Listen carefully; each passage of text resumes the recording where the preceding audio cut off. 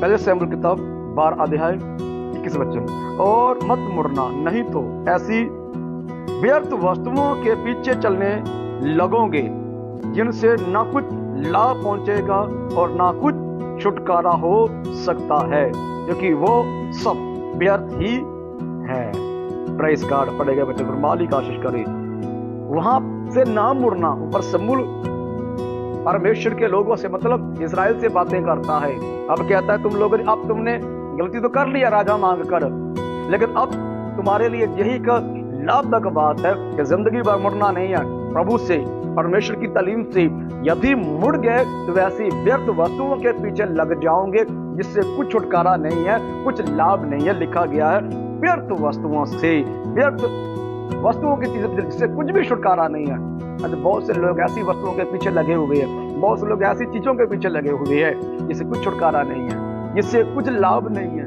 बहुत सी ऐसी वस्तुएं हैं, बहुत सी ऐसी चीजें हैं, बहुत सी ऐसे काम है, बहुत सी ऐसे स्थान है, बहुत सी ऐसे मनुष्य जो व्यर्थ वस्तुओं के पीछे लगे, बहुत सी ऐसे लोग जो मनुष्य पीछे लगे हुए हैं, जिससे कुछ लाभ नहीं होता है।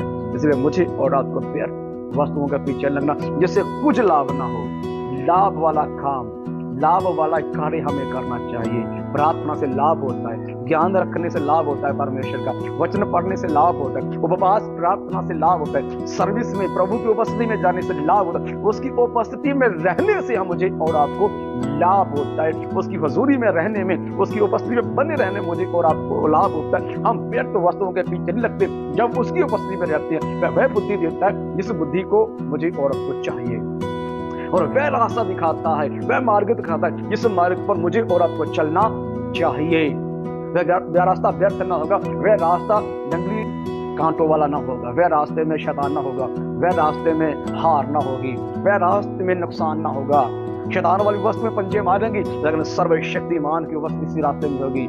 स्वर्गदूतों की बड़ा उस रास्ते में लाइन बांध कर हमारे साथ साथ चलते आगे हमारे लिए पहरा देती होंगी। बाइबल कहता है यीशु मसीह के आने से पहले वो यूहन्ना का रास्ता साफ कर रहा था। इसलिए मेरा और आपका रास्ता वो हो जो परमेश्वर ने दिया, तब मेरे लिए आपके लिए दूत भेजेगा आगे आगे प्रभु परमेश्वर। जिनमें बाइबल कहता है, खुदा का कलाम कहता है, अजूब किताब लिखा हुआ है 15 अध्याय उसका 31 वचन में लिखा हुआ है, वह व्यर्थ बातों का भरोसा करके अपने को धोखा ना दे, क्योंकि उसका बदला धोखा ही होगा। व्यर्थ बातों में, बहुत व्यर्थ वस्तुओं में, व्यर्थ चीजों में भरोसा करके ईमान कर कर ना चले, उसे धोखा होगा, उसे धोखा ही मिलेगा, बाइबल कहता।